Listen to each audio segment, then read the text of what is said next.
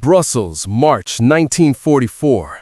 A Gestapo interrogation room in the Avenue Louise headquarters. Cold, windowless, designed to break the human spirit. Captain Franz Weber faced his prisoner across a steel table, a British SOE agent captured 3 hours earlier at a safehouse raid.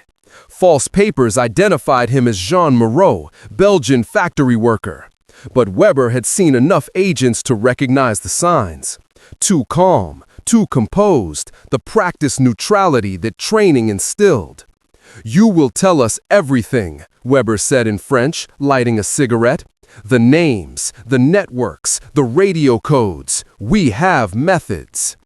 The agent, real name David Thompson, 26 years old, London native, met Weber's eyes without expression. He knew what was coming. The Gestapo's methods were infamous.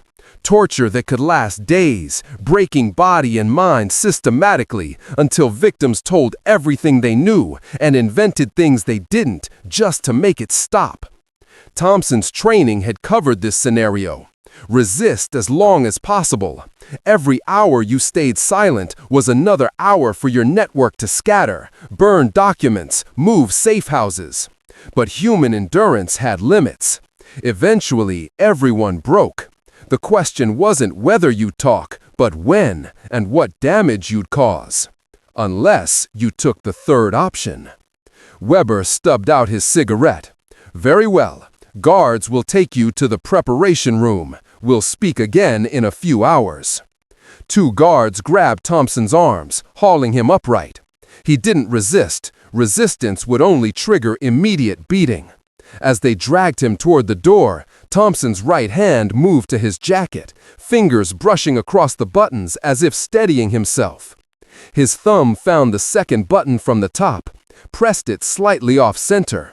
The button twisted, not much, barely noticeable to observers. The tiny compartment inside broke open, releasing its contents. Thompson brought his hand to his mouth, seemingly wiping his lips, actually transferring the button to his tongue. He bit down hard. The potassium cyanide capsule inside the button shattered. The compound hit his bloodstream through the thin membranes under his tongue. Thompson had perhaps 15 seconds of consciousness remaining. He used them to smile at Weber. "You'll learn nothing from me," he said clearly, then collapsed. Weber shouted for doctors, but they arrived too late. Thompson died within 2 minutes, taking his secrets, his network's locations, his comrades' identities to the grave. The Gestapo never identified his real name. The networks he'd protected survived. And the button that killed him looked exactly like the 3 other buttons on his jacket. Unremarkable, innocent, deadly. This is the story of the suicide button and why British intelligence gave its agents the choice to die rather than betray under torture. Let's go back to 1940. The Special Operations Executive was deploying agents into occupied Europe on missions with catastrophic consequences if captured. These weren't soldiers who could expect prisoner of war treatment. They were spies and saboteurs who faced interrogation, torture, and execution if caught. And they carried information, network locations, radio codes, operation plans that could get hundreds of people killed if revealed under duress. The problem was brutally simple. Humans break under torture. Training could extend resistance time, psychological preparation could strengthen resolve, but eventually pain overwhelmed everything. The Gestapo knew this and refined interrogation methods specifically designed to extract information from resistant subjects. Their success rate was horrifyingly high. SOE leadership faced an ethical dilemma. They were sending people into situations where capture might mean not just their own deaths, but the destruction of entire resistance networks. Should they provide captured agents with means to commit suicide, avoiding torture and protecting operational security? Or was deliberately enabling suicide morally indefensible, abandoning agents to their fate without providing the mercy of quick death? After extensive debate, SOE decided to offer, but never require, suicide devices to agents heading into high-risk operations. Agents would receive training on the devices, but could refuse them without prejudice. The decision would be theirs: face interrogation and torture with whatever resistance they could muster, or take control of their fate and die quickly, protecting comrades and missions. Station 9 was tasked with creating suicide devices that agents could carry through security searches without detection. The devices had to be disguised as completely innocent objects, remain stable and reliable indefinitely, kill rapidly enough to prevent medical intervention, and be accessible even if the agent was restrained or partially searched after capture. The suicide button emerged as the most practical solution. Buttons existed on every piece of clothing: shirts, jackets, trousers, coats.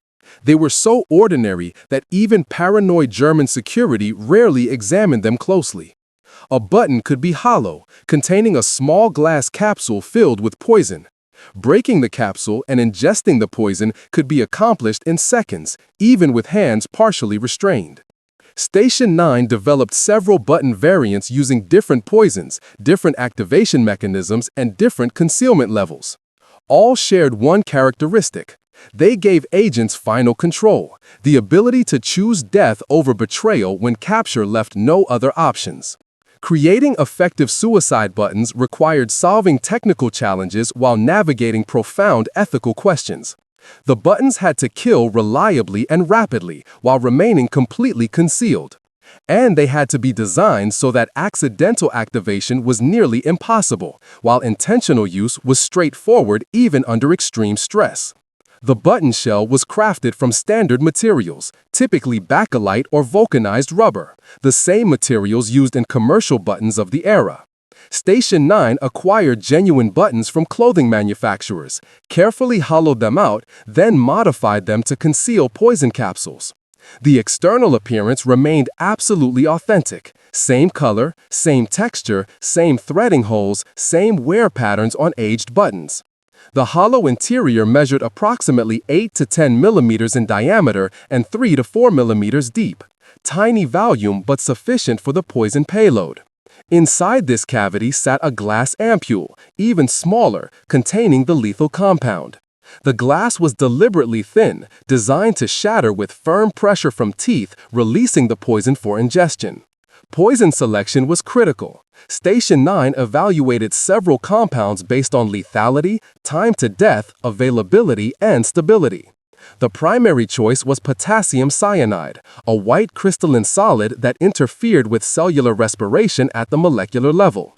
Cyanide's advantages included extreme toxicity, fatal dose approximately 200 to 300 milligrams for adults, rapid action, death within 2 to 5 minutes of ingestion, and relative stability when sealed in glass ampules. Cyanide's mechanism was brutally effective. Once ingested, it was absorbed rapidly through mucous membranes, entered the bloodstream, and bonded with iron atoms in cytochrome oxidase, an enzyme essential for cellular energy production. Cells throughout the body, especially in the brain and heart, suddenly couldn't produce energy. The victim experienced rapid onset symptoms: dizziness, confusion, seizures, respiratory failure, cardiac arrest. Consciousness was lost within 30 to 60 seconds. Death followed within 2 to 5 minutes. The fatal dose for cyanide was small enough to fit in button-sized capsules. Station 9 loaded ampules with approximately 500 milligrams, roughly double the minimum lethal dose, ensuring that even if some poison was lost during capsule breakage or ingestion was partially successful, the dose would still kill reliably. Alternative poisons included strychnine, which caused rapid death through respiratory paralysis, and concentrated morphine compounds, which would induce coma and respiratory depression. However, these alternatives were generally slower acting than cyanide, providing more time for German medical intervention to potentially save the victim and extract information before death. Cyanide remained the standard for most suicide buttons. The button's attachment mechanism was carefully designed. It had to appear completely normal to anyone handling the clothing, but allow the wearer to detach it quickly. Some versions used conventional thread attachment that could be torn free with firm pressure. Others incorporated magnetic or snap attachments disguised as thread, allowing one-handed removal. The key was that agents could access the button within seconds, even if partially restrained.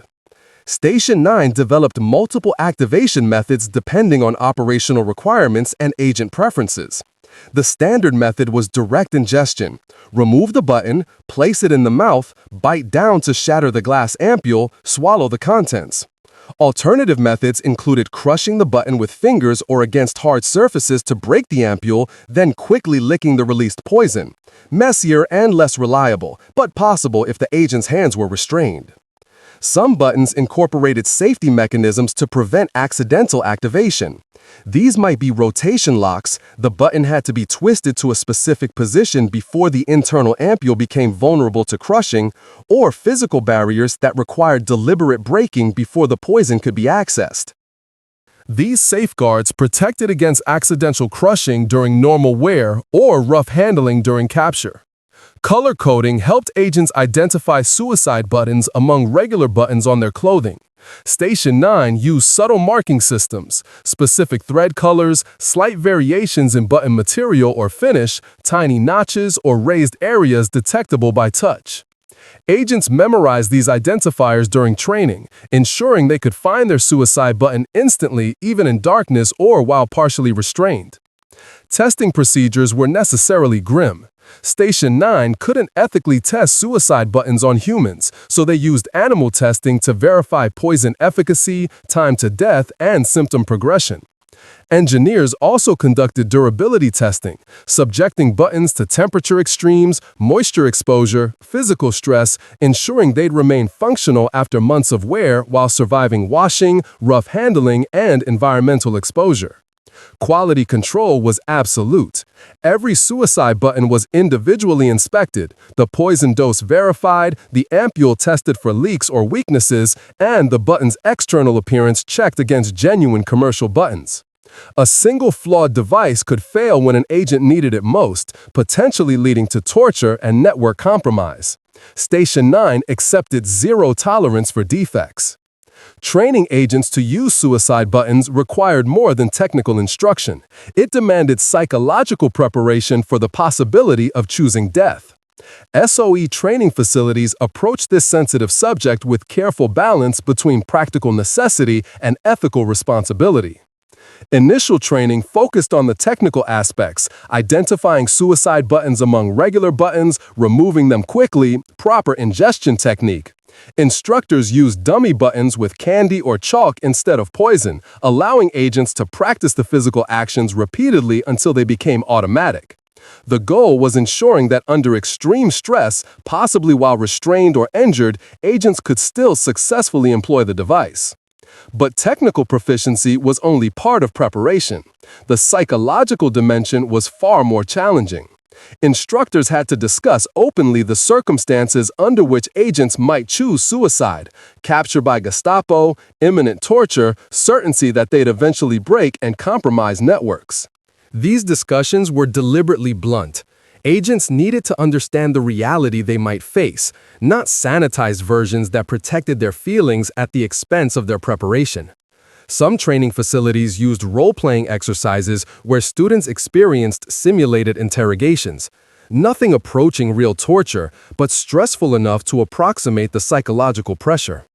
During these exercises, students had access to dummy suicide buttons, forcing them to make the decision: continue resisting or end the simulation by taking the poison. These exercises revealed which students had genuinely internalized the concept and which were still psychologically unprepared. The ethical framework was emphasized repeatedly. Suicide buttons were tools providing autonomy, not commands requiring use. Agents who chose to resist interrogation without using the button were not failing. They were making a valid choice with different trade-offs. Similarly, agents who chose to use the button were not taking the coward's path. They were making a tactical decision to protect operations at the cost of their own lives. Religious considerations complicated matters. Some Christian denominations considered suicide a mortal sin. Catholic agents sometimes refused suicide buttons for theological reasons, accepting that capture meant torture but unwilling to damn their souls through self-murder. SOE accommodated these refusals without prejudice, though instructors privately worried about what those agents might reveal under sustained torture. Not all agents accepted suicide buttons, even among those without religious objections. Some simply couldn't internalize the concept of choosing death. Others felt that accepting the button was accepting defeat before the mission even began. A few expressed the belief that they could resist torture indefinitely through willpower, a dangerous delusion that training officers tried to dispel without destroying the confidence agents needed for dangerous work. Documentation of actual suicide button use is fragmentary. Successful use meant the agent died, leaving no testimony. German records provide some evidence. Reports of captured agents dying suddenly during initial custody, autopsies revealing cyanide poisoning, descriptions of prisoners who appeared to bite something and collapsed within minutes. But linking these incidents definitively to suicide buttons is often impossible.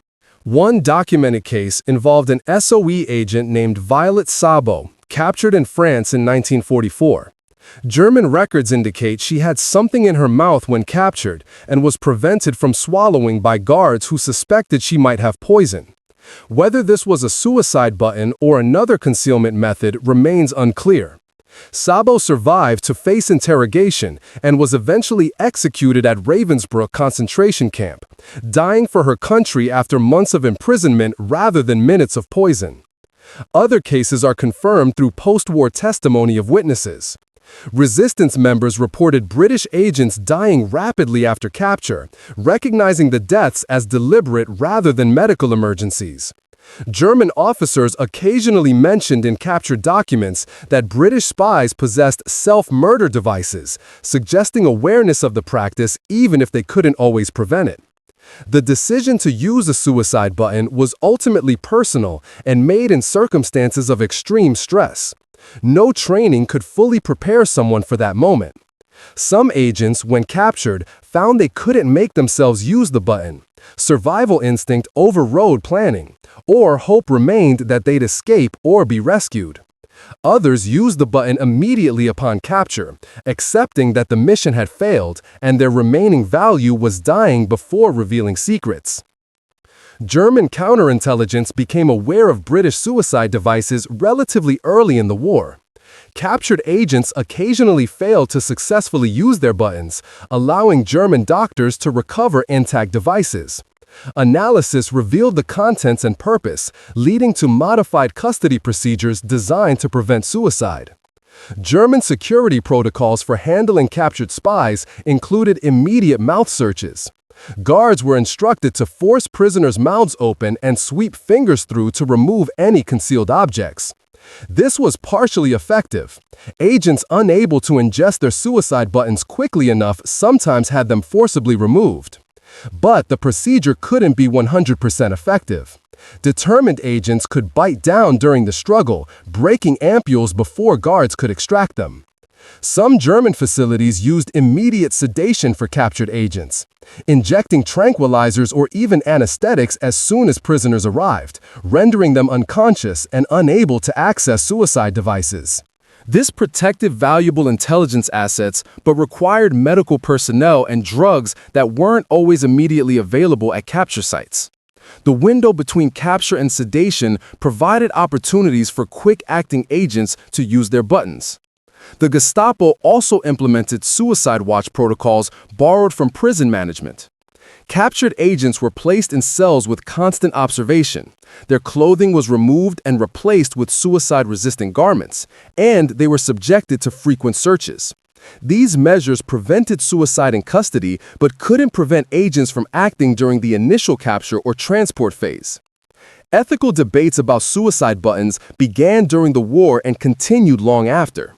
Critics argued that providing agents with poison pills was morally reprehensible, essentially abandoning them to choose death rather than fighting harder to extract them or providing better training to resist torture. The practice seemed to contradict military ethics, requiring officers to protect subordinates and exhaust all alternatives before accepting casualties. Defenders countered that captured agents faced certainty of torture and probable execution regardless of whether they had suicide options. The button provided dignity and autonomy, allowing agents to control their fate rather than being reduced to screaming victims of Nazi brutality.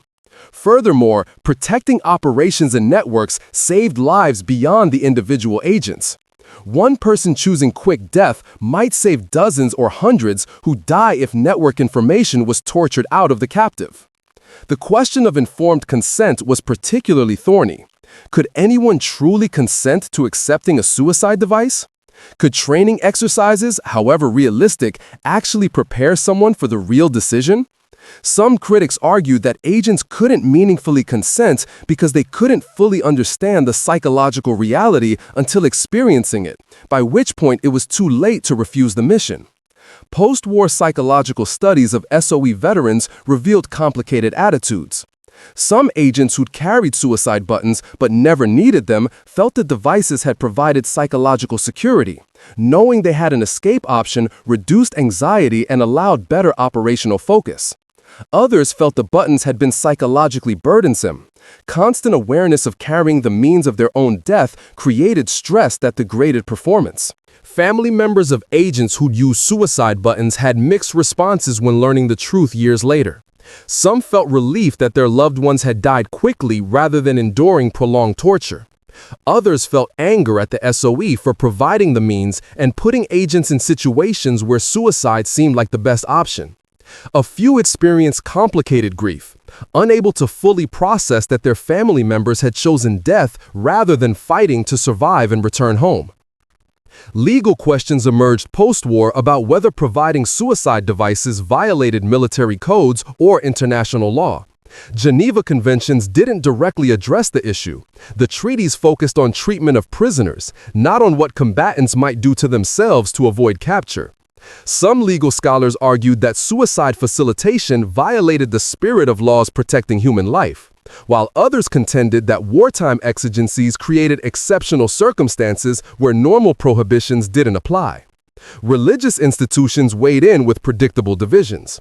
The Catholic Church maintained that suicide was sinful regardless of circumstances, meaning agents who used buttons committed mortal sins even if motivated by patriotism and protection of others. Protestant denominations were split. Some accepted that extraordinary wartime circumstances might justify self-sacrifice through suicide, while others maintained absolute prohibitions. Jewish scholars debated whether martyrdom to protect others constituted suicide or sacrifice, with no clear consensus emerging. Modern intelligence services continue grappling with these questions. Contemporary agencies deploying personnel into high-risk environments must decide whether to provide suicide options. Some nations equip agents with concealed poison, while others rely solely on training to resist interrogation and procedures to extract captured personnel. The debate remains unresolved because the fundamental dilemma hasn't changed. Captured agents pose security risks, torture remains effective at extracting information, and some situations offer no good solutions. The suicide button never saved lives in the conventional sense. Every use represented a British agent choosing death. By that measure, it was a terrible weapon, one that killed only those it was meant to protect. But measuring the button's value purely by direct effects misses its purpose and impact. The button's existence forced German interrogators to confront temporal pressure. They couldn't afford slow, methodical torture designed to break prisoners over days or weeks. Captured agents might use poison at any moment, creating urgency that degraded interrogation effectiveness. This pressure benefited agents who resisted without using buttons.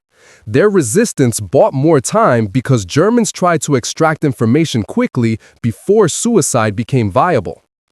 The button provided psychological benefits to agents who never used it. Knowing you had an escape option, that torture wasn't inevitable, that you retained ultimate control over your fate, reduced the paralyzing fear that captured agents might otherwise experience. This psychological security allowed agents to focus on missions rather than dwelling on catastrophic capture scenarios. For networks and operations, suicide buttons were insurance policies. When agents were captured, their colleagues faced agonizing uncertainty. Would the captive break? How long could they resist? How quickly did networks need to scatter? The suicide button offered clarity. If the agent chose death, the network was safe. That certainty allowed faster, more decisive responses to security compromises. Station 9 suicide buttons represented one of World War II's most ethically complex weapons. Unlike tools designed to kill enemies, these killed only those who chose to use them.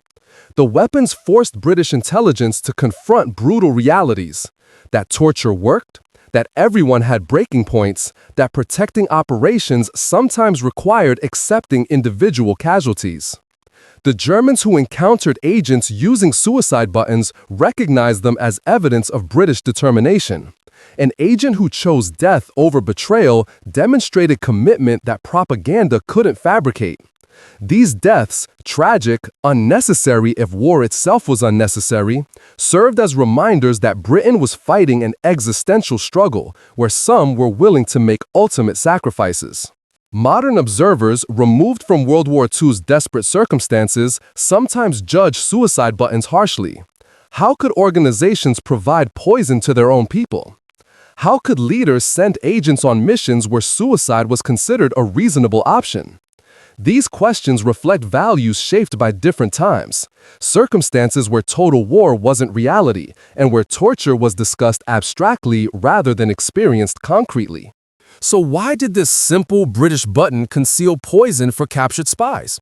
Because war creates situations where all options are terrible, and choosing the least terrible is the only available decision.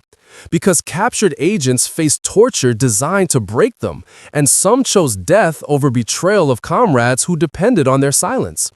Because Station 9 engineers understood that sometimes the most humane weapon is one that kills quickly, cleanly, by choice rather than through prolonged suffering. The suicide button gave agents one thing that capture otherwise took away. In that terrible moment when German hands grabbed them, when torture chambers awaited, when breaking seemed inevitable, the button offered autonomy. The choice to use it or not remained theirs. The last decision they'd make, but genuinely their decision. That autonomy cost lives, the lives of agents who might have survived captivity if they'd lacked suicide options, who might have been liberated by Allied advances, who might have escaped. We'll never know what those agents might have accomplished with longer lives, but we know what they accomplished with their deaths. They protected networks, saved comrades, and died on their own terms rather than as broken victims of Nazi torture. The button was simple, just a hollow shell, a glass ampule, a measured dose of poison. But simplicity often conceals profound complexity, and few weapons were more complex, ethically, psychologically, strategically, than the device that gave captured agents the choice to die rather than betray. It was the most personal weapon ever created, and for those who carried it into occupied Europe, knowing they might need it, the button was both burden and mercy, terrible to possess, terrible to use, but perhaps more terrible to face capture without it.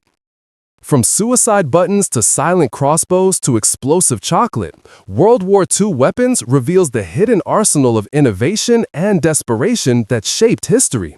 Subscribe now for more untold stories of the weapons that won the war through methods we're still debating today.